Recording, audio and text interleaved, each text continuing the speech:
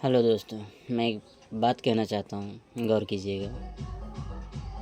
मान के चलिए घर है, परिवार है, उसमें 5-7 लोग होते हैं एक परिवार में। किसी के बड़े भी हो सकते हैं, किसी के छोटे भी हो सकते हैं। तो 7-8 परिवार में मान लीजिए 2 भाई हैं, उसका फैमिली है, दोनों भाई का, उसके माँ बाप हैं।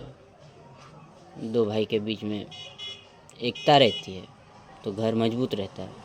और जैसे ही भाई भाई के बीच में दरार आ जाती है, उसके बाद घर की जो मजबूती होती है वो नहीं रहती है। वो मजबूती आधी हो जाती है, वो मजबूतहीन हो जाता है घर परिवार। वो जो लगता है कि नहीं इसका घर मजबूत है, वो बाहर ही से लगेगा कि हाँ मजबूत है, लेकिन जो अंदर है वो भाई भाई में मन मुटाव चल रहा है तो हो ही नहीं सकता है मजबूत। इसलिए देश को भी वैसे ही एकता बनाए रखने के लिए सब हिंदुओं को एक होना होगा, तभी मजबूत हो पाएंगे। जय श्री राम।